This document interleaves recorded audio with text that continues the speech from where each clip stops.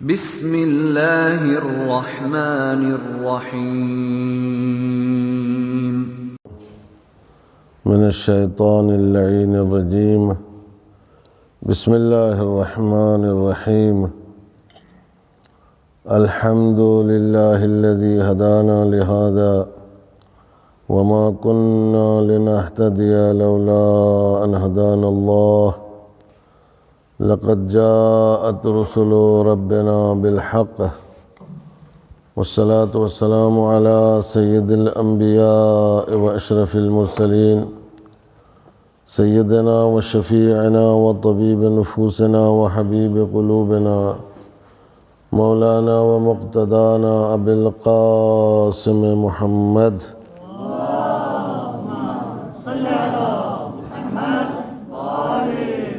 صلی اللہ علیہ وعلى اہل بیتہ الطیبین الطاہرین المعصومین المظلومین المنتخبین المنتجبین الاکرمین الذین اذهب اللہ عنہم الرجس وطہرہم تطہیرا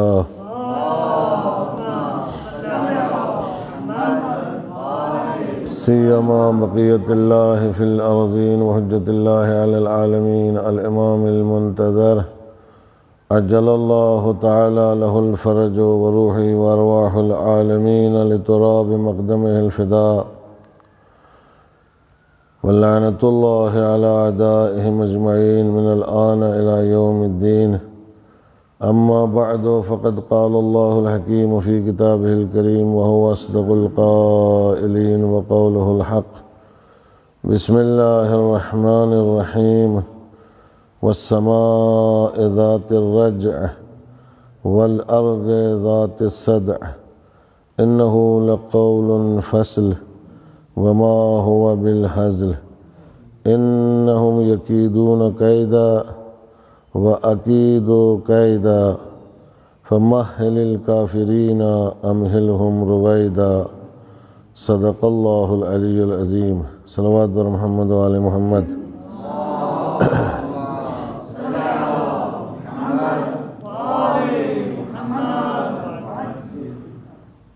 آسمان کی قسم کہ جس سے بارش برستی ہے، والارض ذات الصدع، اور زمین کی قسم جو شگافتہ ہوتی ہے اور اس سے یہ گھاس پھوس جو ہے وہ اگتی ہے۔ انہ لقول فصل، یہ قرآن جو ہے وہ قول فصل ہے، فیصلہ کن قول ہے، اور اس کے بعد کسی اور چیز کی گنجائش نہیں ہے گویا۔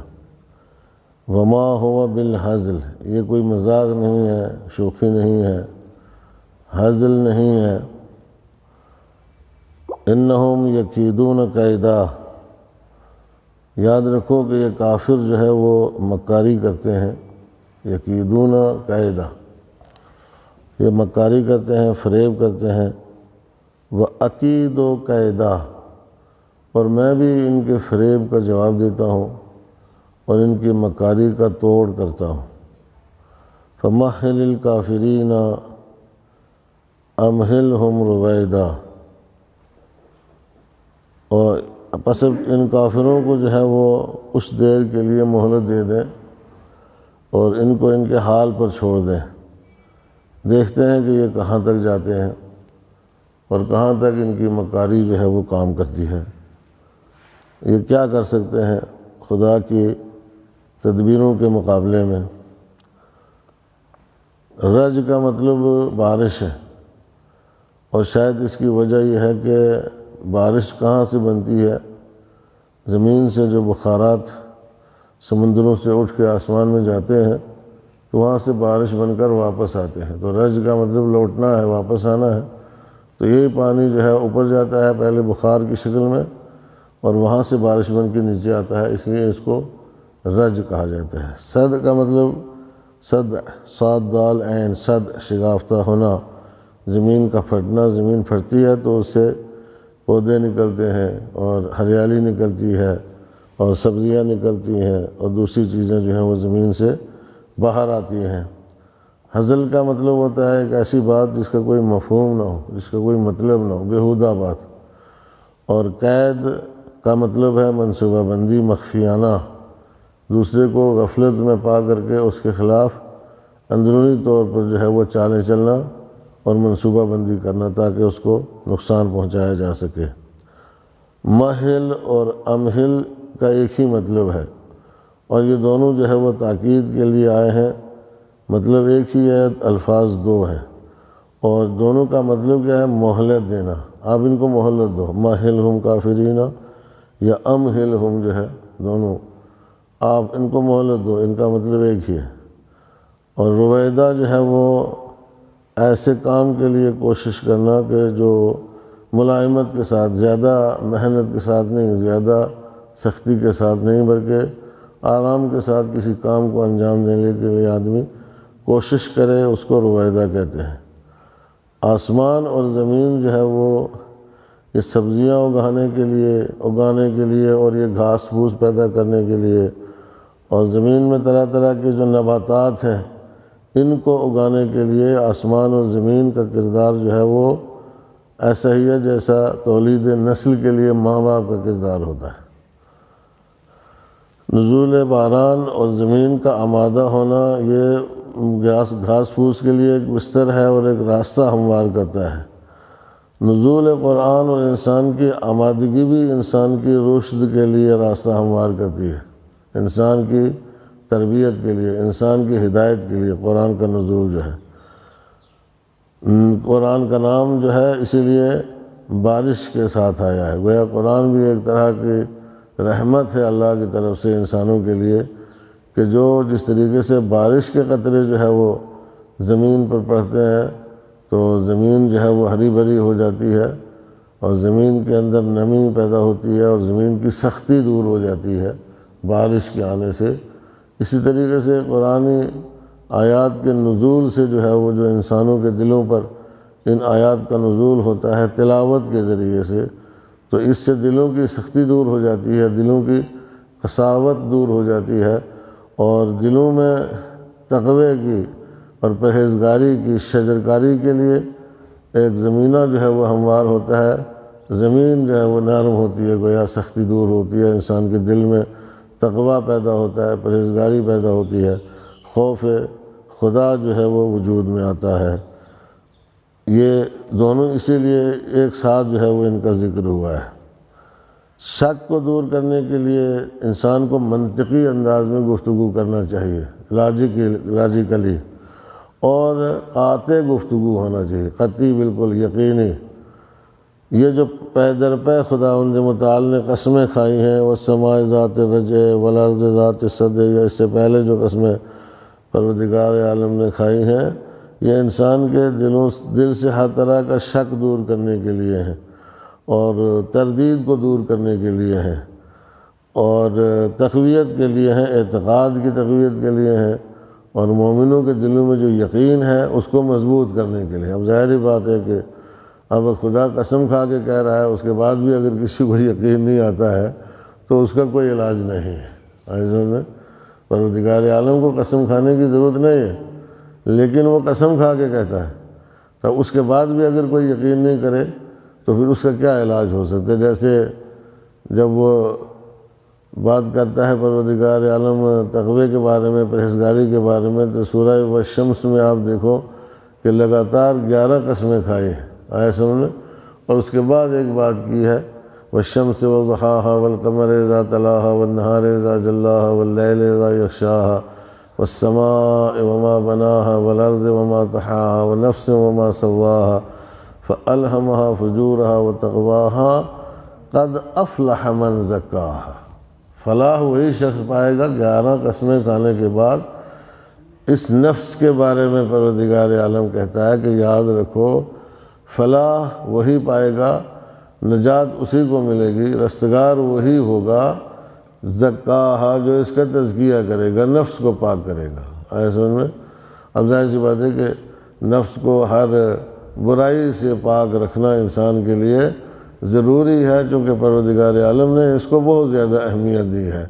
نفس کے تزکیے کے بغیر کوئی انسان جو ہے وہ نجات سے ہمکنار نہیں ہو سکتا ہے، قیامت کے دن چھٹکارا نہیں پا سکتا ہے جب تک انسان اپنے نفس کا تزکیہ نہ کر لے۔ تو یہ قسم جو بار بار کھائی جاتی ہے، اس کا مقصد یہ جو انسان ہے، ہر درم انسان ہے، اس کے اندر وہ عقیدہ پیدا کرنا ہے اور یقین پیدا کرنا ہے کہ اس بات کو مان لے، تسلیم کر لے، یہ اس کے حق میں مفید ہے۔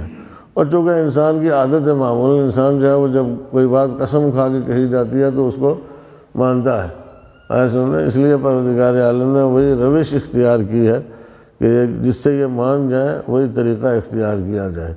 اب اگر اتنا جتن خداوند عالم نے کیے ہیں تو اس کے بعد انسان کے لیے کوئی بہانہ باقی نہیں رہ جاتا ہے، سمجھ میں آیا؟ کوئی بہانہ نہیں ہے، کوئی عذر اب اس کے بعد نہیں ہے، سارے عذر ختم کر دیے ہیں، سارے بہانے پروردگار عالم نے ختم کر دیے ہیں، اور اس کو یہ کہہ دیا ہے کہ تم اپنے نفس کا تزکیہ کرو گے، ہر طریقے سے تزکیہ نفس جو ہے وہ ضروری ہے، تب جا کر کے تمہاری نجات ہوگی۔ چونکہ غیر مزکہ نفس جو ہے وہ بہشت میں جانے کے قابل نہیں ہوتا ہے۔ غیر مزکہ نفس جو ہے گندگی ہے، غلاظت ہے، کیچڑ ہے، سمجھ میں آیا؟ تو گندگی، غلاظت اور کیچڑ جو ہے، اس طرح کی چیز جو ہے اس کی بہشت میں جگہ نہیں ہے، اس کی جگہ دوزخ میں ہے، تصفیہ اس کا وہیں جا کر کے ہوگا۔ چونکہ جتنی گندی چیزیں ہوتی ہیں ان کو کیا کیا ہے، اکٹھا کر کے جلایا جاتا ہے یا دفن کیا جاتا ہے، یا ایسا ان کو غائب کیا جاتا ہے، نابود کیا جاتا ہے کہ لوگوں کو اس سے اذیت نہ ہو، ایسے میں تو غیر مزکہ نفس جو ہے وہ بہشت میں جانے کے قابل ہی نہیں ہے، وہاں اس کی جگہ نہیں ہے۔ اس لیے اللہ نے زور دیا ہے اس بات کے اوپر کہ انسان اپنے نفوس کا تزکیہ کریں۔ لقول فصل جو کہا ہے، یعنی قرآن پورے کو پورا فیصلہ کن ہے، حق و باطل کے درمیان میں فاصلہ ڈالتا ہے اور حق و باطل میں فرق پیدا کرتا ہے۔ یہ فرقان بھی ہے، یہ قرآن بھی ہے۔ یعنی اگر مثلا کسی چیز کے بارے میں کہیں، کسی وجود کے بارے میں کہ وہ پورے کا پورا جو ہے وہ شکر کی مانند ہے، یعنی میٹھا ہے، مٹھاس اس کے اندر ایسی ہے کہ پورا وجود جو ہے وہ میٹھا ہے، ایسے ہی فصل کہا گیا ہے، فاصل نہیں کہا گیا ہے، فصل کہا گیا ہے۔ یہ مسئلے کی اہمیت کو بتانے کے لیے کہا گیا ہے، ورنہ فاصل بھی کہہ سکتے ہیں کہ فیصلہ کرنے والا ہے، فاصل نہیں بلکہ فصل ہے، خود یہ حق و باطل کے درمیان جو ہے وہ جدائی پیدا کرتا ہے، ایسے میں فرق پیدا کرتا ہے۔ جیسے عادل کو کبھی کبھی اس بات میں وزن پیدا کرنے کے لیے عدل کہتے ہیں، عادل کو کیا کہتے ہیں؟ عدل کہہ دیتے ہیں کہ یہ پورا عدل وجود ہے۔ امیر المومنین علی ابن ابی طالب علیہ السلام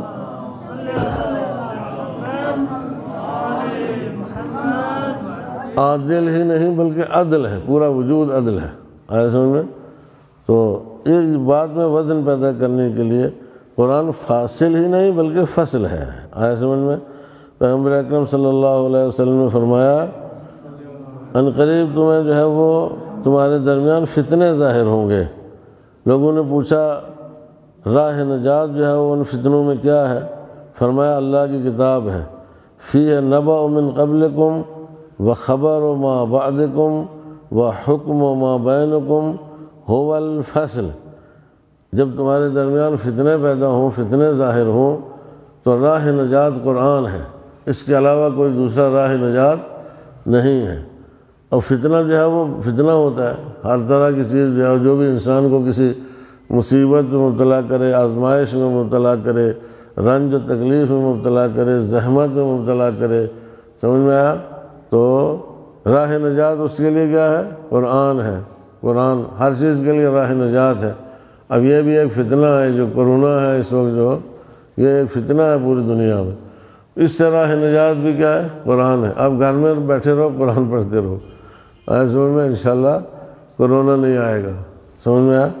تو اس سے بھی راہ نجات قرآن مجید ہے۔ وَنَزِّلُ مِنَ الْقُرْآنِ، قرآن مجید میں پروردگار عالم کہتے ہیں میں نے اس میں شفا اور رحمت جو ہے، دو چیزیں قرآن میں نازل کیا، وَهُوَ شِفَاءٌ وَرَحْمَةٌ لِّلْمُؤْمِنِينَ، اس میں شفا ہے مومنین کے لیے، رحمت ہے مومنین کے لیے، ایسے میں اور جب رحمت تمہارے پاس ہے تو زحمت کا ادھر سے گزر نہیں ہو سکتا ہے انشاءاللہ۔ تو اگر آدمی اس سے متصل رہے، اس سے متمسک رہے، قرآن مجید سے جڑا ہوا رہے تو یہی راہ نجات ہے، فتنوں سے، ہر طرح کے فتنے سے راہ نجات جو ہے وہ یہی ہے۔ اس کو اپنے لیے انسان راہ نجات بنا لے۔ اللہ کی کتاب ہے جس میں تم سے پہلے والوں کی خبر موجود ہے، تم سے بعد والوں کی جو ہے خبر موجود ہے، اور ان کے درمیان حکم ہے، قرآن فصل ہے، فیصلہ ہے۔ قرآن پہلے والوں کی خبریں رکھتا ہے، بعد والوں کی خبریں رکھتا ہے، اور یہ ایسا کلام ہے کہ جو حق و باطل سے جدا کرتا ہے۔ اور اس کے بعد فرمایا وَمَنِ ابْتَغَى الْهُدَىٰ فِي غَيْرِهِ أَضَلَّهُ اللَّهُ، جو شخص قرآن کے علاوہ کسی اور چیز میں ہدایت تلاش کرے، پروردگار عالم اس کو گمراہ کر دیتا ہے، وہ پھر ہدایت نہیں پاتا ہے، گمراہ ہو جاتا ہے۔ من ابتغى الہدیٰ فی غیرہ، قرآن کے علاوہ جو کسی اور چیز میں ہدایت تلاش کرتا ہے، اضلہ اللہ، اللہ اس کو گمراہ کرتا ہے۔ قرآن مجید میں ہدایت موجود ہے تو پھر ادھر ادھر جانے کی ضرورت نہیں ہے، لیکن ظاہر سی بات ہے کہ قرآن مجید کی ہدایت سے بہرہ مند وہی ہو سکتا ہے کہ جو قرآن مجید کو استاد سے سیکھے۔ سمجھ میں اگر کسی استاد سے نہیں پڑھتا ہے تو یہ معقول بات نہیں ہے کہ بھائی ہمیں قرآن نے ہدایت نہیں کی۔ بھائی قرآن نے ہدایت تمہیں کیوں نہیں کی؟ تم نے اس کو پڑھا تھا کسی استاد سے؟ کہ نہیں، وہ تو نہیں پڑھا، ہم خود ہی پڑھتے رہے۔ اب تم خود پڑھتے رہو گے، تمہیں کیا پتہ ہے اس میں کیا لکھا ہے؟ اس میں پہلے عربی زبان سیکھو، صرف و نحو سیکھو، سمجھ میں، اور اس کے بعد جب صرف و نحو اچھے طریقے سے مضبوط ہو جائے گی، عربی زبان تمہاری مضبوط ہو جائے گی، معنی، بیان، بدیع، دوسرے ادبیات عرب سیکھو گے تو تب جا کے کہیں پر قرآن کے ظاہری معنی جو ہے وہ تمہاری سمجھ میں آئیں گے، وہ بھی ظاہری معنی سمجھ میں آئیں گے، ظاہری بالکل۔ باطنی معنی پھر بھی سمجھ میں نہیں آ سکتے ہیں، اور مراد کیا ہے وہ پھر بھی تمہاری سمجھ میں نہیں آ سکتا، اس لیے کہ مراد صرف و نحو سے یا معنی، بیان اور بدیع سے جو ہے وہ سمجھ میں نہیں آتی ہے۔ مراد تو وہی سمجھا سکتا ہے کہ جو اس سے واقف ہے، جو اس سے آگاہ ہے کہ اس لفظ سے مراد کیا ہے، اس کا اصل مطلب کیا ہے۔ وہ تو ظاہر سی بات ہے کہ علم تفسیر پڑھنے سے، اور وہ بھی تفسیر اہل بیت علیہ الصلوۃ والسلام کو پڑھنے سے اور سیکھنے سے اس کے اصلی معنی جو ہے وہ انسان کی سمجھ میں آتے ہیں۔ تو اگر قرآن کو سیکھا ہے اہل بیت علیہ الصلوۃ والسلام سے تو اس کے ذریعے سے ہدایت ہو سکتی ہے۔ تو اگر اہل بیت علیہ الصلوۃ والسلام سے اس کو نہیں سیکھا ہے اور ان سے نہیں پڑھا ہے تو اس کے ذریعے سے ہدایت نہیں ہو سکتی ہے، یہ پھر آپ کو ہدایت کے راستے پہ نہیں لگا سکتا ہے۔ جو بھی ہدایت کو قرآن کے علاوہ کسی اور چیز میں جا کر کے ڈھونڈے، خداوند متعال جو ہے وہ اس کو گمراہ کر دیتا ہے۔ ایک صلوات پڑھیں محمد و آل محمد۔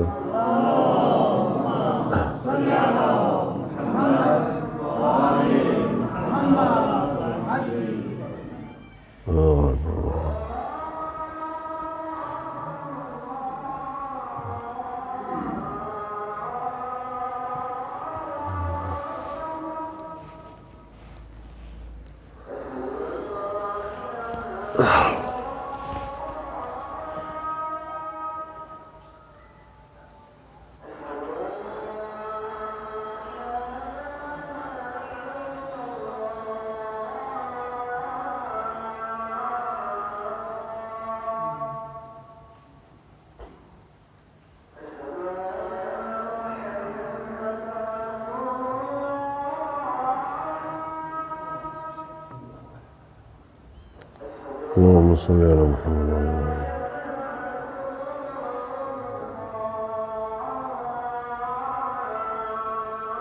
اللهم صل على محمد وعلى آل محمد۔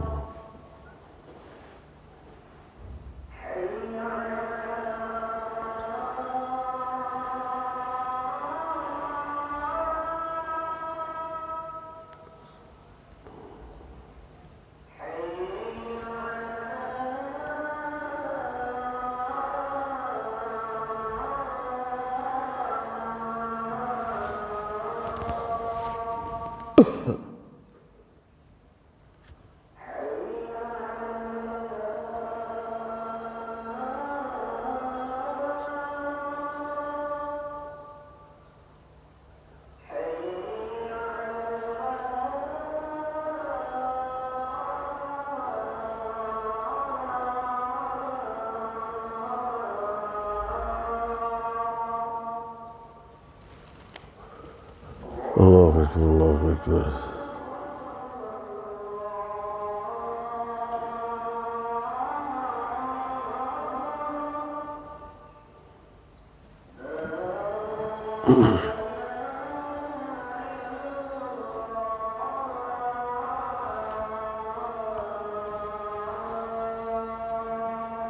صلوات بر محمد و آل محمد۔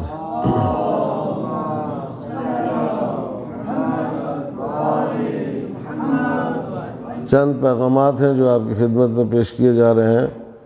روز قیامت جو ہے وہ انسان کے افکار، انسان کے عقائد اور انسان کے کردار کے ظہور کا دن ہے۔ یعنی اس دن انسان جو دنیا میں چھپا ہوا رہتا ہے، مستور رہتا ہے، اس کا کسی کو پتہ نہیں ہوتا ہے، خود اپنے آپ کو بھی کبھی انسان کو پتہ نہیں ہوتا ہے کہ میں کیا ہوں اندر سے۔ تو قیامت کے دن وہ ایسی ایسی شکلیں آپ نہیں دیکھے گا کہ وہ حیران رہ جائے گا کہ میں تھا کیا آخر، ایسے سمجھو کیا چیز جو ہے وہ سامنے آئی ہے۔ تو ہر چیز سامنے آ جائے گی قیامت کے دن، کوئی چیز چھپی ڈھکی جو ہے وہ نہیں رہے گی۔ اسی لیے کہا یوم تبلی السرائر، سرائر سریر کی جمع ہے، سریرہ کی جمع ہے، جو چیز انسان کے اندر چھپی ہوتی ہے، سر ہوتا ہے، جو راز ہوتا ہے، اور کبھی کبھی خود بھی آدمی اس کو چھپا کے بھول جاتا ہے، ایسے سمجھ میں کہ میں نے کیا چیز چھپا کے رکھی تھی۔ تو وہ قیامت میں ہر چیز جو ہے وہ سامنے آ جائے گی، اور جو انسان کے جذبات ہوتے ہیں، احساسات ہوتے ہیں، جو انسان کے محرکات ہوتے ہیں، ایسے سمجھیں وہ اس کی قیامت میں اثر انداز ہوتے ہیں۔ قیامت میں ہر اس چیز کا انسان کے اوپر اثر پڑتا ہے۔ یہ نہ سوچے انسان کہ میں نے کوئی بات تو دل میں سوچی تھی، ظاہر ہے کہ اس کی سزا تو نہیں ملے گی، دل میں سوچی ہوئی بات کی سزا پروردگار عالم نہیں دیتا ہے، لیکن اس کا ایک وجود بن جاتا ہے، ایسے میں اس کی ایک شکل بن جاتی ہے، اس کی ایک صورت بن جاتی ہے، اور وہ سامنے ضرور آئے گی، وہ آپ کے سامنے ضرور آئے گی اور آپ کو جو ہے وہ چیز دکھائی جائے گی۔ لہذا یہ جو فکر کا گناہ ہے اس سے بھی آدمی کو بچنا چاہیے، سوچ کا گناہ جو ہے وہ اس سے بھی انسان کو بچنا چاہیے، تاکہ انسان اپنے فکر کو، اپنی سوچ کو جو ہے وہ دوسری طرف لگائے۔ اسی لیے اس طرح کے اس کے جو عوامل ہوتے ہیں، انسان کو شریعت نے ان اسباب اور عوامل سے دور رکھا ہے کہ جو گناہ کا باعث بنتے ہیں، معصیت کا باعث بنتے ہیں، نافرمانی کا باعث بنتے ہیں۔ ایسے میں ایسی چیزیں انسان نہ دیکھے، نہ ایسی چیزیں سنے، نہ ایسی چیزیں اپنی زبان پر لائے۔ یہ ماہ مبارک رمضان جو ہے یہ انسان کو یہی سکھاتا ہے کہ بھئی روزہ تو صرف شکم کا ہی نہیں ہونا چاہیے، پیٹ کا روزہ نہیں ہونا چاہیے کہ آدمی پیٹ کو بھوکا رکھے صبح سے لے کے شام تک، نہیں، اب آنکھ کا بھی روزہ ہے، کان کا بھی روزہ ہے، زبان کا بھی روزہ ہے، دیگر اعضاء و جوارح جو ہیں وہ ان کا بھی روزہ ہے، سب کو روزے سے رہنا چاہیے، آئے سمجھے، ورنہ اب ظاہر سی بات یہی چیزیں جو ہیں وہ قیامت کے دن انسان کے سامنے آئیں گی، جو اس کے افکار ہیں، جو اس کے خیالات ہیں، جو اس کے جذبات ہیں، اور پھر جب یہ چیزیں سامنے آئیں گی تو انسان کے لیے شرمندگی کا باعث بنے گی۔ وہاں پہ اگرچہ بعض چیزوں پر اس کو سزا نہیں ہے، مثلا گناہ نہیں ہے، سزا نہیں ملے گی، مکافات کا شکار نہیں ہوگا، لیکن شرمندگی اور قیامت کی شرمندگی جو ہے ظاہر سی بات ہے وہ بھی بڑی خطرناک ہے۔ اتنا سارے لوگوں کے سامنے اگر انسان شرمندہ ہو تو پھر اس کے پاس کیا بچ جاتا ہے؟ وہ شرمندگی جو ہے وہ اس کو ہوگی قیامت کے دن۔ اور انسان اب وہاں پہ انسان کوشش کرے، جتن کرے کہ صاحب یہ چیز جو ہے وہ میری سامنے نہ آنے پائے، اس کا اس کو پتہ نہ چلے، فلاں چیز کا کسی کو پتہ نہ چلے، میں چھپا لوں۔ اس وجہ سے دنیا میں آدمی کوشش کرتا ہے اور اپنے گناہوں کو چھپاتا ہے، سمجھ میں آتا، اور بہت ساری چیزوں کو آدمی مخفی کرنے میں کامیاب ہو جاتا ہے۔ قیامت کے دن وہ کسی چیز کو مخفی رکھنے میں کامیاب نہیں ہو پائے گا۔ فما لہ من قوت ولا ناصر، اس کے پاس کوئی قوت نہیں ہوگی، اس کے پاس کوئی مددگار نہیں ہوگا جو قیامت کے دن اس کو اس شرمندگی سے بچا سکے، چونکہ خود جو اس کا عمل ہوگا وہ خود سامنے آئے گا، اب یہ اس کو روک ہی نہیں سکتا ہے۔ جو کام اس نے کیا ہے، جو عمل اس نے انجام دیا ہے، جو تصورات اس کے رہے ہیں باطل، جو خیالات اس کے رہے ہیں، جو سوچ اس کی گندی رہی ہے آسمان میں، یہ چیزیں خود سامنے آئیں گی، اب ان کو کوئی روک نہیں سکتا وہاں پر سامنے آنے سے۔ فما لہ من قوت ولا ناصر، نہ کوئی قوت اس کے پاس ہوگی ان چیزوں کو روکنے کی، نہ کوئی مددگار اس کے پاس ہوگا۔ لہذا اسی حساب سے انسان کو جو ہے وہ اپنے آپ کو مینٹین کرنا چاہیے، اپنے آپ کو بنانا چاہیے۔ اور یہ ماہ مبارک رمضان ہر سال جو آتا ہے یہ انہی چیزوں کی تربیت کے لیے آتا ہے، ٹریننگ کے لیے آتا ہے، تاکہ انسان آخر 2 سال 4 سال 10 سال روزے رکھنے کے بعد اپنے آپ کو ایسا بنانے میں کامیاب ہو جائے کہ وہ پہلے سے جتنے بھی اس نے گویا خرابیاں کی ہیں ان کا بھی تصفیہ کرے، اور اپنے نفس کا تزکیہ کرے، اور اپنے ظاہر و باطن دونوں کو آراستہ کر لے نیکیوں سے، اور وہ بیچ میں جو خرابیاں ہیں ان کو توبہ کے ذریعے سے، استغفار کے ذریعے سے، پروردگار عالم سے مناجات کے ذریعے سے، اور نیک اعمال انجام دینے کے ذریعے سے، شب بیداریوں کے ذریعے سے، اور جو نوافل ہیں ان کو انجام دے کر کے، دعائیں جو ہیں ان کو پڑھ کر کے، ائمہ معصومین سے متوسل ہو کر کے اور ان کا توسل کر کے اللہ سے جو ہے وہ اپنے گناہوں کی معافی مانگے، اور جو بھی غلطیاں اس سے ہوئی ہیں وہ دھل جائیں گی، صاف ہو جائیں گی، اور اس نفس کا تزکیہ ہو جائے گا، تو قیامت میں شرمندہ ہونے سے بچ جائے گا، شرمندہ بھی نہیں ہوگا، سرخرو ہوگا اللہ کی بارگاہ میں، اور شرمندہ بھی نہیں ہوگا۔ شرمندگی قیامت کی جو ہے وہ بھی بہت خطرناک ہے، آئے سمجھ میں۔ اور اگلا نقطہ ہے قیامت میں جو انسان کی رجعت ہے، انسان کی واپسی ہے، یہ بالکل ایسی ہے جیسے رجعت آب ہے، پانی جو بخارات کی شکل میں آسمان کی طرف جاتا ہے تو بارش کی شکل میں واپس زمین پر آ جاتا ہے، پلٹ کی زمین پر آ جاتا ہے، ایسے ہی انسان بھی جو ہے وہ اس کی رجعت ہوگی۔ یہ مثلا ایک جسم ہے اس کا جس کو زمین میں دفن کر دیتے ہیں، اور کل یہ جو ہے وہ زمین سے باہر آ جائے گا حکم پروردگار عالم کے تحت، کیونکہ ہر چیز جو ہے وہ اللہ کے تابع فرمان ہے۔ یہ بارش جو بنتی ہے یہ بھی اس کے حکم کے تحت بنتی ہے، اور اس پر بھی مدبرات پروردگار عالم کی طرف سے، والمدبرات امرا، جو امور کی تدبیر کرتے ہیں، جو فرشتے ہیں اللہ نے لگائے ہوئے ہیں کام پر، ان کا کام ہی یہی ہے۔ ایسے تو فرشتے اللہ نے جو ہم لوگوں کے اوپر لگائے ہوئے ہیں، ان کے علاوہ اور فرشتے بھی ہیں جو اس کے ذرات وجودی بکھر کے جہاں جہاں تک بھی جائیں گے، وہ فرشتے ان کو اکٹھا کر لیں گے پلک جھپکنے میں، سمجھ میں آیا، پتہ بھی نہیں چلے گا، اتنی تیزی کے ساتھ اس کو اکٹھا کر لیں گے۔ تو اس طریقے سے انسان کی رجعت جو ہے وہ یقینی ہے، بہت ساری چیزوں میں جو ہے وہ رجعت ہے، اور انسان کی رجعت جو ہے وہ ہوگی۔ علی رجعہ لقادر، اور اللہ اس کو رجعت کروانے کے اوپر قادر ہے۔ آئے سمجھ میں، یہ کہ انسان رجعت کرے، پروردگار عالم اس پر قادر ہے۔ اور ظاہر ہے کہ جس طریقے سے آسمان سے بارش کی شکل میں پانی کی اور بخارات کی رجعت ہوتی ہے، ایسے ہی زمین سے بھی انسان جو ہے وہ باہر نکل کر کے آ جائے گا، یہ رجعت ہے۔ اور ایک رجعت کا تصور جو ہے عزیزان گرامی، امام زمانہ جل اللہ تعالی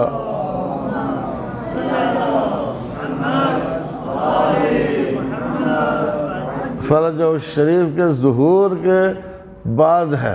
جب امام کا ظہور ہوگا تو ظہور کے بعد پھر رجعت کا سلسلہ شروع ہوگا۔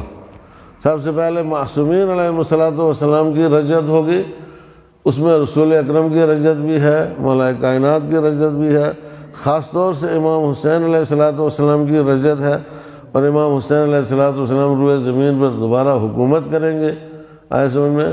اور پھر نیک بندوں کی، اللہ کے خالص مومن بندوں کی، کہ مثلا جن کا دل جو ہے وہ اس دنیا میں رہ کر کے اپنے امام کے بغیر بہت تڑپتا رہا ہے، بہت کڑتا رہا ہے، وہ اپنی طرف سے پورا جتن کرتے رہے ہیں، سمجھ میں آیا، کوشش کرتے رہے ہیں، لیکن ظہور نہیں ہوا، موت آ گئی، تو انحال بینی و بینہ الموت الذی جعلتہ علی عبادک حتما مقضیہ، جو حتمی ہے اللہ کی طرف سے، تو پروردگار تو اس کے بعد ہمیں اٹھائے، دنیا سے دوبارہ اٹھا، زندہ کر، دعا جو صبح کو آپ لوگ پڑھتے ہو، یہ دعائے عہد جو ہے وہ اس کو آدمی کو پڑھنا چاہیے، وہ جو پڑھتے ہو دعائے عہد، اس میں یہ ساری چیزیں لکھی ہوئی ہیں، آئے سمجھ میں۔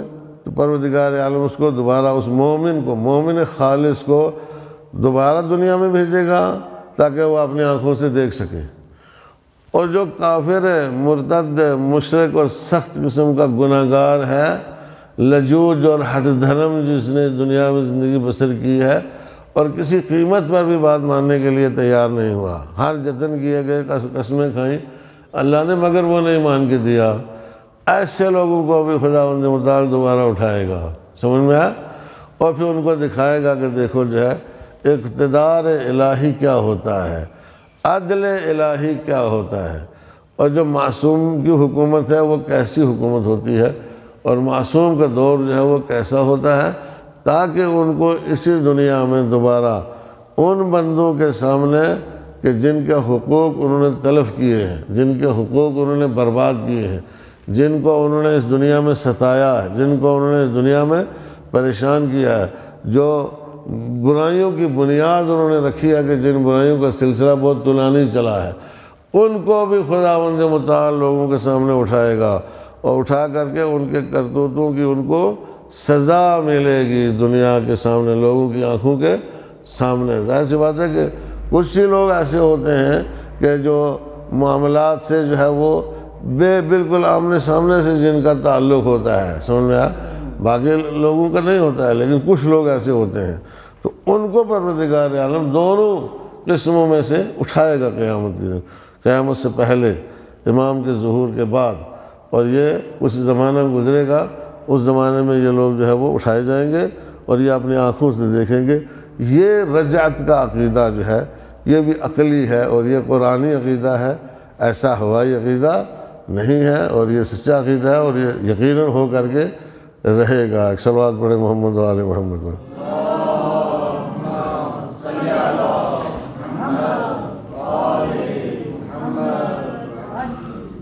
کسی بھی چیز کی قدر و قیمت جو ہے وہ اس کے آثار، اس کے برکات سے جڑی ہوئی ہوتی ہے۔ انسان کی قدر و قیمت اس کے اعمال سے، اس کے آثار سے۔ اعمال و آثار اگر ایسے ہیں کہ کبھی کبھی جو ہے وہ آدمی دنیا سے چلا بھی جاتا ہے، مگر ان کے اعمال اور آثار ایسے ہیں کہ وہ زندہ رہتا ہے، وہ مرتا نہیں ہے، لوگوں کے دلوں میں، لوگوں کے سامنے، فیلڈ میں، میدان میں زندہ رہتا ہے۔ مثلا امام حسین علیہ السلام بظاہر شہید ہو گئے مگر زندہ ہیں، لوگوں کے دلوں میں زندہ ہیں، لوگوں کے گھروں میں زندہ ہیں، اس روئے زمین پر زندہ ہیں، اور اتنے زندوں کا تذکرہ نہیں ہوتا ہے، اتنے زندوں کا تذکرہ نہیں ہوتا ہے جتنا امام حسین علیہ السلام کا تذکرہ ہوتا ہے۔ اسی طریقے سے دوسرے لوگ ہیں، کوئی علماء ہیں جو نئے اپنے اچھے آثار چھوڑ کر کے جاتے ہیں، کتابیں لکھتے ہیں، مدارس بناتے ہیں، مسجدیں بناتے ہیں، شاگرد تربیت کرتے ہیں، آیا سمجھ میں، اور نسلوں کی تربیت کرتے ہیں، تو وہ مرتے نہیں ہیں، وہ زندہ رہتے ہیں لوگوں کے زمانوں پر، ان اپنے آثار کے ذریعے سے، جو برکات وجودی ہیں ان کے ذریعے سے وہ زندہ رہتے ہیں۔ یا بھی آپ اس کی مثال، ایک زندہ ترین مثال ہے، مثلا یہ کتاب ہے مفاتیح الجنان، آپ دیکھیں، یعنی اتنا جو ہے وہ قرآن سے بھی لوگ نہیں جڑتے ہیں جتنا مفاتیح الجنان سے جڑتے ہیں۔ سمجھے؟ آپ کے گھروں میں وظائف الابرار ہے، مثلا یہاں ہندوستان میں کون سی تحفۃ العوام، یا وہ تو اب اس کا رواج کم ہو گیا ہے، وظائف الابرار ہے آپ کے گھروں میں۔ اتنا لوگ قرآن کو اٹھا کے نہیں دیکھتے ہیں گھروں میں، خاص طور سے عورتیں، جتنا وظائف الابرار سے ان کا تعلق ہوتا ہے، اور اس کو پڑھتے ہیں، لوگ پڑھتے ہیں اس کو۔ یہ کیا ہے؟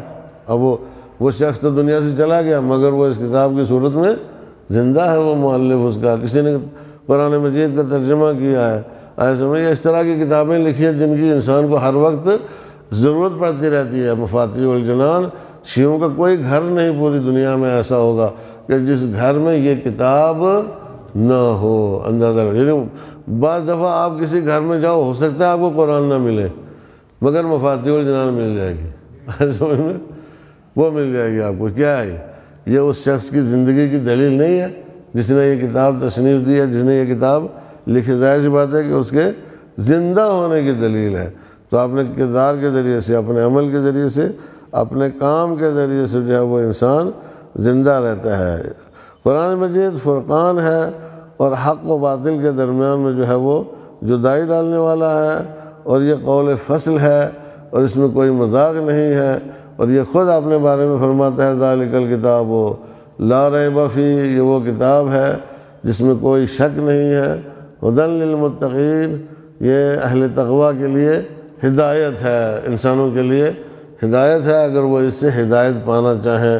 اور یہ ایک بہت بڑا سرمایہ ہے مسلمانوں کے پاس، روئے زمین پر اتنا عظیم سرمایہ ہے جس کو پروردگار عالم نے مفت میں ہر انسان تک پہنچا دیا ہے۔ سمجھ میں آیا؟ یعنی بالکل مفت میں، بغیر کسی تگودو کے، بغیر کسی محنت کے، بغیر کسی تقاضے کے، کہیں نہ کہیں گھوم پھر کے کوئی قرآن ہمارے گھر میں پہنچ ہی جاتا ہے۔ ہر گھر میں قرآن موجود ہے۔ ہر گھر میں قرآن ہونے کا مطلب بہت بڑا سرمایہ ہے، عظیم سرمایہ ہے، جس سے اپنی صلاحیت کے مطابق، اپنی استعداد کے مطابق، اپنی لگن کے مطابق، اپنی محنت کے مطابق انسان جو حاصل کرنا چاہے وہ حاصل کر سکتا ہے۔ مادی چیزیں بھی آپ حاصل کر سکتے ہو، معنوی چیزیں بھی آپ حاصل کر سکتے ہو۔ آیا سمجھ میں؟ ان کی اس قرآن مجید کی آیات کو پڑھنے کے بعد آپ کو بہت کچھ جو ہے وہ مل سکتا ہے، اس کی برکت سے، اس کی دعا سے، اس کے وسیلے سے ایسا ہر چیز جو ہے وہ آپ کو میسر ہو سکتی ہے۔ فقر اور ناداری بھی دور ہو سکتی ہے، اور جو انسان کی زندگی میں برائیاں ہیں، غلطیاں ہیں، گناہ ہیں، معصیت ہیں، وہ بھی دور ہو سکتے ہیں۔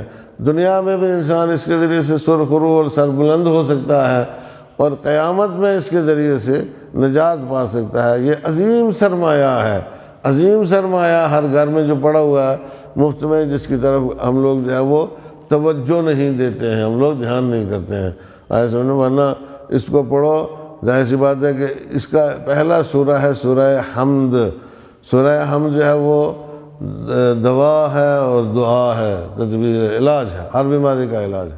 آپ سورہ حمد پڑھو، روایت میں ملتا ہے کہ اگر سورہ حمد پڑھنے کے بعد ایک مردہ بھی زندہ ہو جائے تو آپ کو تعجب نہیں کرنا چاہیے، کیونکہ سورہ حمد میں بہت بڑی طاقت ہے، بہت بڑی طاقت ہے۔ آپ اس کو پڑھو، مردہ بھی زندہ ہو سکتا ہے اس کی برکت سے۔ سمجھ میں آیا؟ تو اب نماز میں ہر روز پڑھتے ہو، خدا نے واجب کر دیا ہے نماز میں، پروردگار عالم نے یہ لطف کیا ہے کہ سورہ حمد کو نماز میں واجب کر دیا۔ کہیں پر بھی قرآن مجید کا پڑھنا واجب نہیں ہے، آیا سمجھ میں؟ لیکن سورہ حمد کا نماز میں پڑھنا واجب ہے۔ سورہ حمد کے بعد لا صلاۃ الا بفاتحۃ الکتاب، سورہ حمد کے بغیر تو نماز ہو ہی نہیں سکتی، آیا سمجھ میں؟ اور ایک بات اب میں آپ کی خدمت میں عرض کروں کہ سورہ حمد کا تصور بسم اللہ کے بغیر ہو ہی نہیں سکتا ہے۔ اگر کوئی کہے ہم نے سورہ حمد تو پڑھی، بسم اللہ نہیں پڑھی، سورہ حمد کا بسم اللہ کے بغیر کوئی تصور نہیں ہے۔ تو جیسے سورہ حمد کو اونچی آواز سے پڑھتے ہو تو بسم اللہ کو کیوں اونچی آواز سے نہیں پڑھتے بھائی؟ وہاں کیا شرم آتی تمہیں اس کو اونچی آواز سے پڑھنے میں؟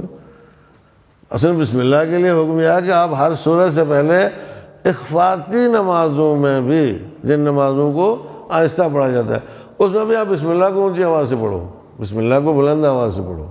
اس کے بعد باقی سورہ جو ہے وہ دھیمی آواز سے آپ پڑھ سکتے ہو، ایسے میں پڑھنا چاہیے۔ لیکن ظاہر ہے کہ بسم اللہ جو ہے وہ اس کے بغیر سورہ حمد کا کوئی تصور نہیں ہے، اور بسم اللہ سورہ حمد کا جزء لا ینفک ہے، یہ اس سے جدا نہیں ہے، اس کی آیات میں شمار ہے۔ اگرچہ بسم اللہ دوسرے سوروں کی آیات میں بسم اللہ کا شمار ہوتا ہے، ہمارے نظریے کے مطابق، ہمارے عقیدے کے مطابق صرف ایک سورہ توبہ کو چھوڑ کر کے باقی جتنے سورے ہیں ان میں بسم اللہ الرحمن الرحیم ہر سورے کا جز ہے، اور ایک آیت کے طور پر جو ہے وہ اس کو شمار کیا گیا ہے۔ تو جب 113 سوروں سے پہلے بسم اللہ الرحمن الرحیم جو ہے وہ ہر سورے کا جز ہے، تو سورہ حمد سے پہلے تو اس کا جزو لا ینفک ہے۔ تو آپ اس کو ضرور پڑھو بسم اللہ الرحمن الرحیم کو، اس کے بعد سورہ حمد کو پڑھو۔ خود بسم اللہ جو ہے وہ اسم اعظم پروردگار متعال روایات کے مطابق بسم اللہ اسم اعظم ہے، آیا سمجھ میں؟ آپ اس کو پڑھو تو اس سے پھر آدمی کو کچھ حاصل نہ ہو تو کیسے ممکن ہے؟ یہ نہیں ہو سکتا ہے، سمجھ میں آیا؟ بسم اللہ پڑھو، سورہ حمد پڑھو، اور اگر آدمی مثلا ذکر کرنا چاہتا ہے، فکر کرنا چاہتا ہے تو بسم اللہ پڑھتا رہے۔ ذکر بہترین ذکر جو ہے وہ اللہ کا نام ہے نا، فاذکروا اللہ، اللہ کو ذکر کرو، اللہ کا ذکر کرو۔ تو کیسے کرو گے؟ اللہ کا ذکر بسم اللہ الرحمن الرحیم سے بہترین اور کوئی طریقہ نہیں ہے۔ جب آدمی نماز نہیں پڑھ رہا ہے، نوافل نہیں پڑھ رہا ہے، اور کوئی کام نہیں کر رہا ہے تو بسم اللہ پڑھتا رہے۔ اس میں اس کے لیے بہت کچھ رکھا ہے پروردگار عالم نے، آیا سمجھ میں؟ مگر اب ظاہر ہے کہ ہم گلہ تو تب کریں، شکوہ اس وقت کریں جب ہم پہلے دیکھ لیں، پہلے ڈھونڈ لیں، پہلے تلاش کر لیں، پہلے اس سے متمسک ہوں، اس کے سامنے بیٹھیں، اس سے التجا کریں، اس سے التماس کریں، اس سے کچھ مانگیں، اور نہ ملے تب کہیں گے ہم نے تو بہت کوشش کی، ہمیں تو کچھ بھی نہیں ملا اس سے۔ لیکن جب ہم اس کی طرف متوجہ ہی نہیں ہوتے ہیں سمجھ میں، تو پھر ظاہر ہے کہ ہمیں کیا ملے گا؟ ہمیں اس کی طرف متوجہ ہونا چاہیے، اور جتنی اہمیت زیادہ قرآن مجید کو زندگی میں انسان دے گا، وہ انسان اتنا ہی زیادہ با اہمیت ہو جائے گا۔ جتنی قرآن مجید کی انسان قدر کرے گا، اس انسان کی اتنی ہی قدر و منزلت جو ہے وہ بڑھتی چلی جائے گی، قدر و منزلت بڑھے گی اس کی۔ آئے سمجھ میں؟ یہ اس میں کوئی دو رائے نہیں ہے، یہ بہت عظیم سرمایہ ہے۔ صلوات پڑھیں محمد و آل محمد پر۔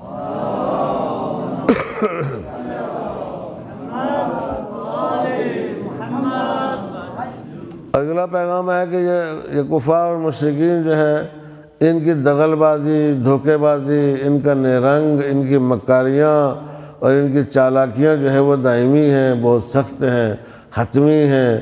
انسان کو ان سے غافل نہیں ہونا چاہیے، یہ اپنی حرکتوں سے باز آنے والے نہیں ہیں۔ توجہ کی آپ نے، ان کو اپنی حرکتیں کرنا ہی کرنا ہے، اور جو بھی ان کو طریقہ ملے گا یہ وہ طریقہ جو ہے وہ استعمال کریں گے۔ ایک احتمال جو ہے وہ یہ بھی دیا جا رہا ہے کہ یہ کرونا جو ہے یہ دنیا میں شیطان کے کچھ کارندوں کی کارستانی ہے، جس کو انہوں نے پیدا کیا ہے اور پیدا کر کے دنیا میں پھیلا دیا ہے۔ یہ کچھ مغز ہیں ایسے خطرناک شیطانی دماغ ہیں کہ جن کی پلاننگ پوری دنیا کے اوپر جو ہے وہ حکومت کرنے کی ہے، پوری دنیا کا نظام اپنے ہاتھ میں لینے کی ہے۔ تو اس میں انہوں نے دیکھا ہے کوئی یہودی ہے، کوئی مسلمان ہے، کوئی ہندو ہے، کوئی سکھ ہے، کوئی عیسائی ہے، کوئی کیا ہے، اس سے ان کا کوئی لینا دینا نہیں ہے۔ وہ شیطانی دماغ جو ہے ایسے انہیں بس ان کی پلاننگ یہ ہے کہ ان کو اتنا مجبور کر دو کہ یہ ہمارے سامنے سرنڈر ہو جائیں۔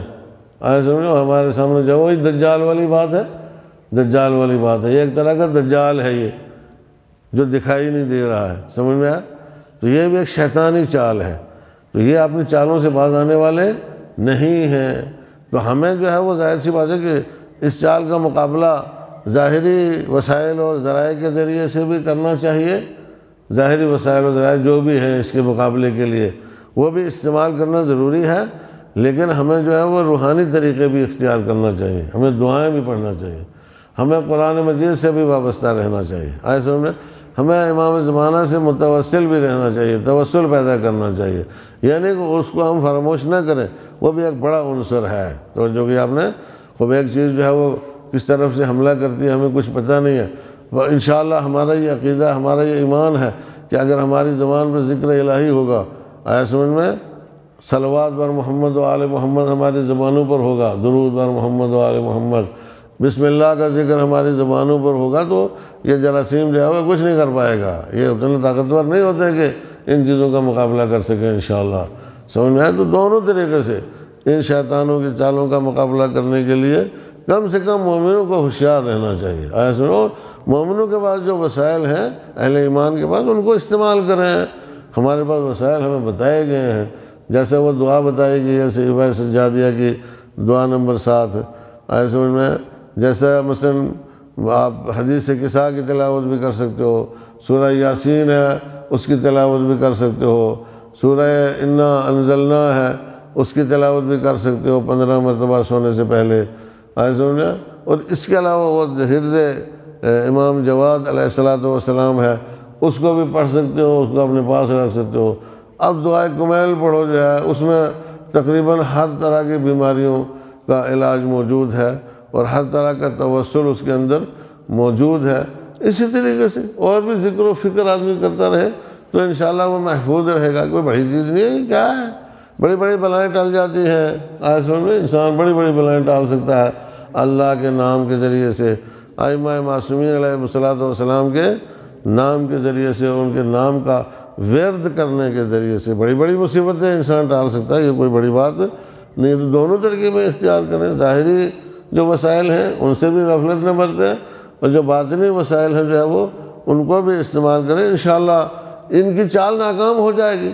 قرآن مجید کہتے ہیں انہم یکیدون کیدا واکید کیدا، یہ مکاری کر رہے ہیں، یہ اپنی چال چل رہے ہیں، تو میں خاموش نہیں بیٹھا ہوں۔ خدا بند عالم کہتا ہے قرآن مجید میں خاموش نہیں بیٹھا ہوں، عقید و قاعدہ، میں دیکھتا ہوں کہاں تک جاتے ہیں یہ، میں ان کی مکاری کا اور ان کی ہر چال کا توڑ جو ہے وہ میرے پاس موجود ہے۔ آپ اللہ سے مانگو، اللہ آپ کو دے گا ہر اس کا توڑ جو چاہیے آپ کو، سمجھ میں آیا؟ تو یہ کوشش کرنی چاہیے، کافر جو ہے وہ باز آنے والے نہیں۔ ایک صلوات پڑھیں محمد و آل محمد پر۔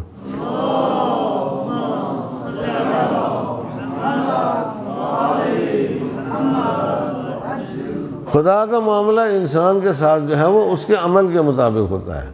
دیکھیے جیسا انسان کا عمل ہے اسی حساب سے پروردگار عالم اس کو اس کی جزا دیتا ہے۔ عمل میں تقویت قوت پیدا کرو، عمل میں اخلاص پیدا کرو، جتنا عمل میں انسان اخلاص پیدا کرنے میں کامیاب ہوگا اسی حساب سے وہ پروردگار عالم کی توجہ اپنی طرف موڑنے میں کامیاب ہوگا، اسی حساب سے، اتنا ہی، اس سے زیادہ نہیں۔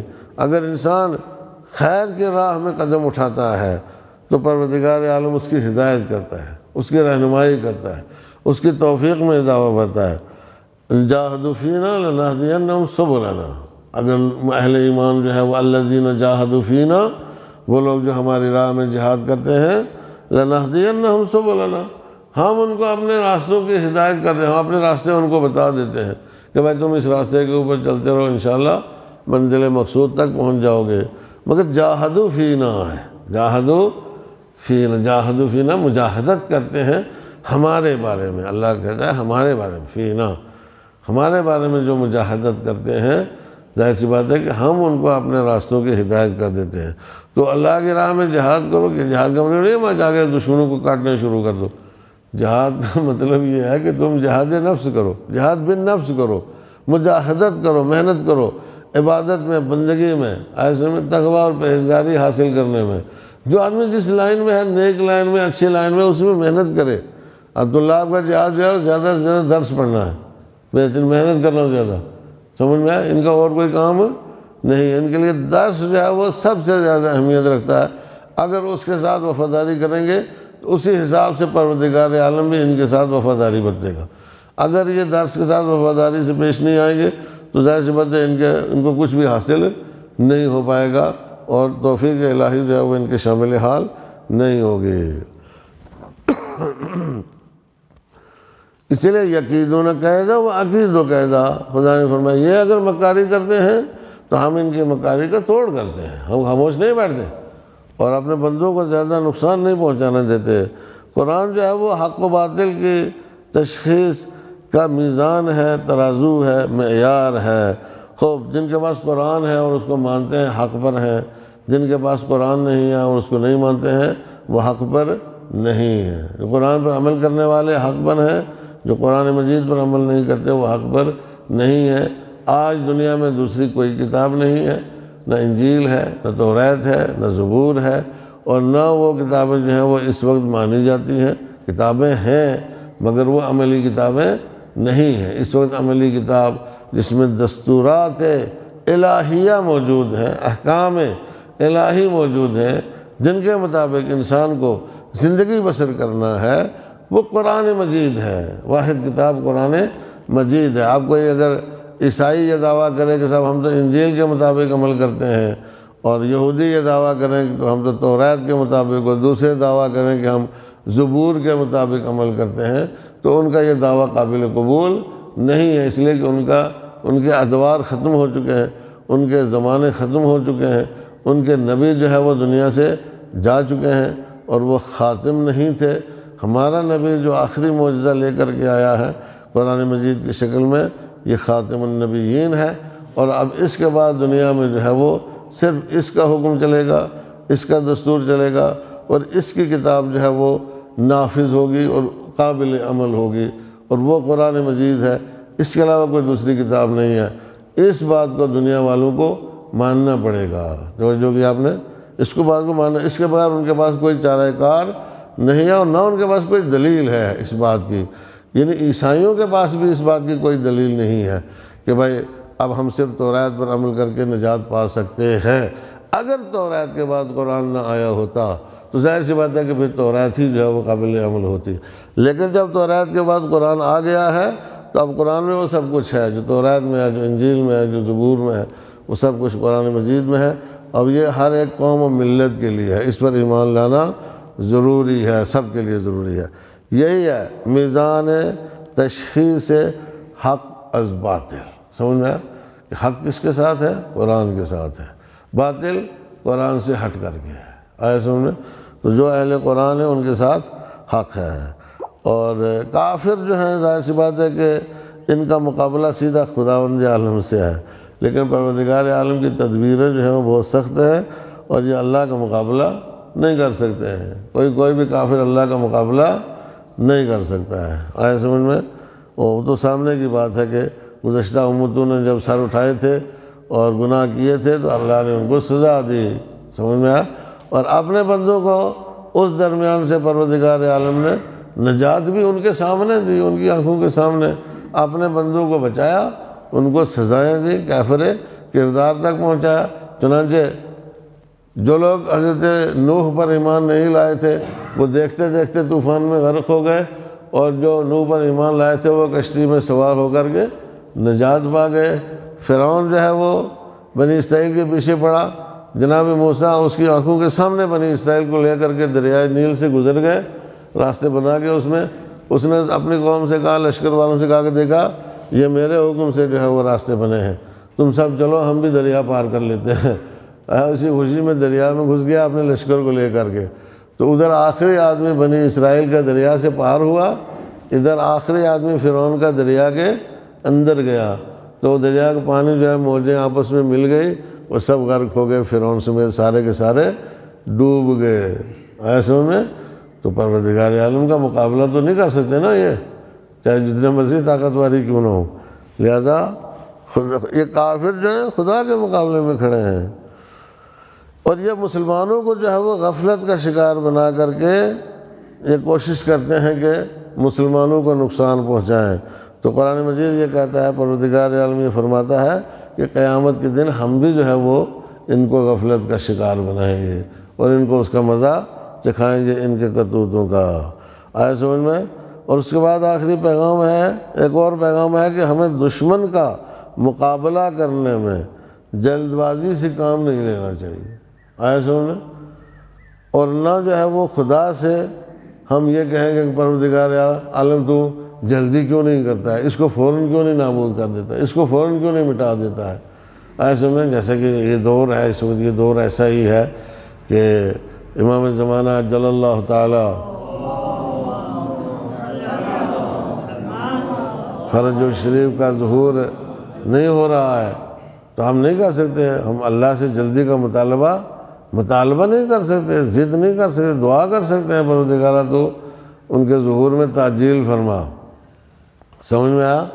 لیکن اس کی مصلحت ہے کہ وہ تعجیل کب ہوگی وہ اس کو ہی جانتا ہے، کب دنیا میں امام کا ظہور ہوگا اور کب وہ حکم دے گا امام کو دنیا میں ظہور کا، یہ مصلحت وہی جانتا ہے، صرف کسی کو اس کا علم نہیں ہے، کوئی اس سے آگاہ اور واقف نہیں ہے، ہمیں اس کے اوپر ایمان رکھنا چاہیے صرف، اور دشمن سے غفلت نہیں برتنی چاہیے، دشمن کو مہلت دینے میں کوئی حرج نہیں ہے، اور جو رہبری کرتا ہے اس کے لیے وسعت قلبی کا ہونا ضروری ہے، جو رہبر ہوتا ہے، جو رہنما ہوتا ہے اس کا وسیع القلب ہونا ضروری ہے، جب تک رہبر اور رہنما وسیع القلب نہیں ہوگا وہ رہبری اور وہ رہنمائی نہیں کر سکتا ہے۔ چنانچہ ائمہ معصومین علیہ السلام میں سے ایک ایک کی تاریخ آپ پڑھیں آپ کو اندازہ ہو جائے گا کہ سب سے زیادہ وسعت قلبی کا مظاہرہ امیر المومنین علی ابن ابی طالب علیہ السلام نے کیا ہے، ایسے میں ان سے زیادہ کسی نے صبر نہیں کیا، ان سے زیادہ کسی نے وسعت قلبی کا مظاہرہ نہیں کیا، ہاں یہ بہت بڑی بات ہے۔ اور پھر دیگر ائمہ علیہ السلام نے بھی اسی وسعت قلبی کے نتیجے میں وہ اس دین کو دنیا میں زندہ رکھ کر کے اس کو آگے بڑھانے میں کامیاب ہوئے، یہ ائمہ کی کوششوں کا نتیجہ ہے، اور وہ کیا ہے؟ وسعت قلبی کا مظاہرہ۔ اگر پہلے دن سے ہی جنگ شروع کر دیتے حضرت علی علیہ السلام اور وسعت قلبی کا مظاہرہ نہ کرتے تو وہیں پہ فیصلہ ہو جاتا، سارا آر پار ہو جاتا۔ سننے اب وہ جتنے تھے پھر ظاہر سی بات ہے کوئی بچ کے تو جا نہیں سکتا تھا۔ کہتے ہیں جی علی نے مقابلہ کیوں نہیں کیا؟ وہ کس سے علی مقابلہ کرتے ہیں؟ ان کے بڑے بڑے سورماؤں کو تو علی جو ہے وہ دھول چٹا چکے تھے۔ اب معلوم ہے یہ کتنے جو ہے وہ مقابلے میں کھڑے ہونے والے ہیں، کتنے شمشیر زن ہیں، علی کو تو پتہ ہے سارا۔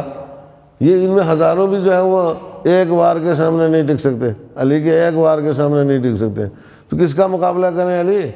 یہ ہر درمی کرتے ہیں، ضد پہ اتر آئے ہیں، آئے سمجھ میں؟ تو علی خاموش ہو گئے۔ علی نے وسعت قلبی کا مظاہرہ کیا، چلو تم ہی سنبھال لو، دیکھ لیتے ہیں کہاں تک چلتے ہو، کیا فرق پڑتا۔ دیکھو اصل چیز محفوظ رہنا چاہیے، اصل کیا تھی؟ دین تھا، اصل اسلام تھا، یہ بچا رہنا چاہیے، یہ محفوظ رہنا چاہیے، کوئی بات نہیں، کسی نہ کسی وقت پلٹ کے ہمارے پاس آ جائے گا۔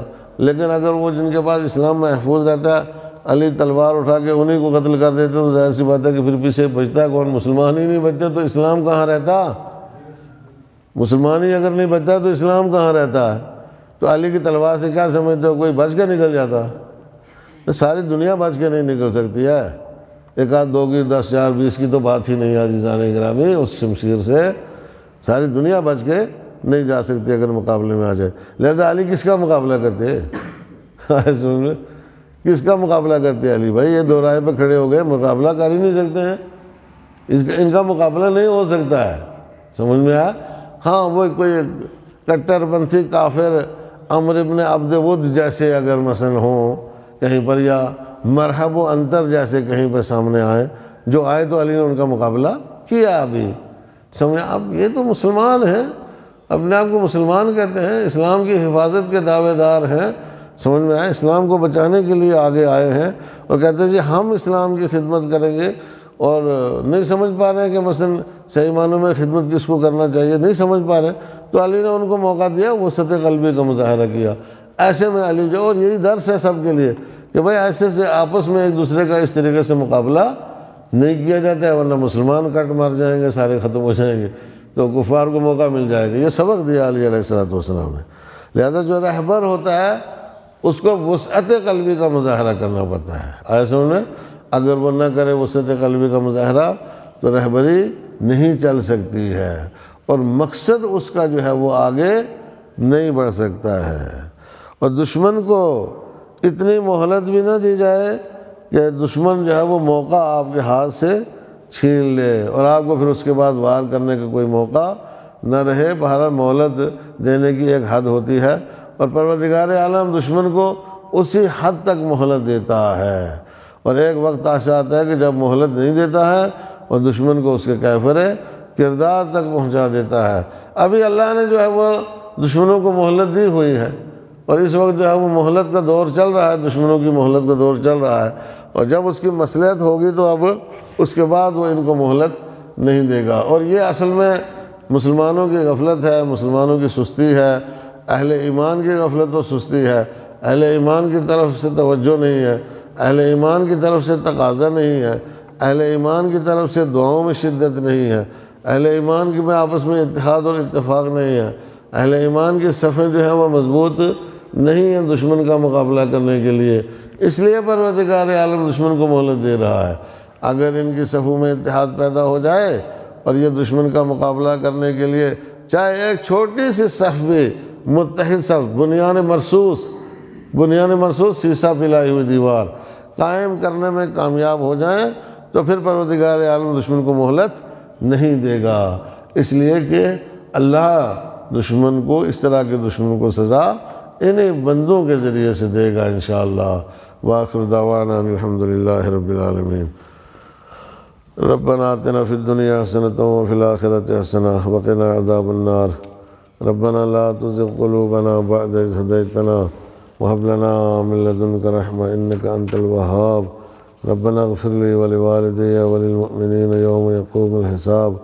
رب ارحمهما كما ربياني صغيرا اجزهما بالإحسان إحسانا وبالسيئات غفرانا إنك على كل شيء قدير۔ ربنا تقبل منا إنك أنت السميع العليم بحق الزهراء وأبيها وبالها وبنيها والسر المستودع فيها سبحان ربک رب العزت عما یصفون وسلام علی المرسلین والحمد للہ رب العالمین والسلام علیکم ورحمۃ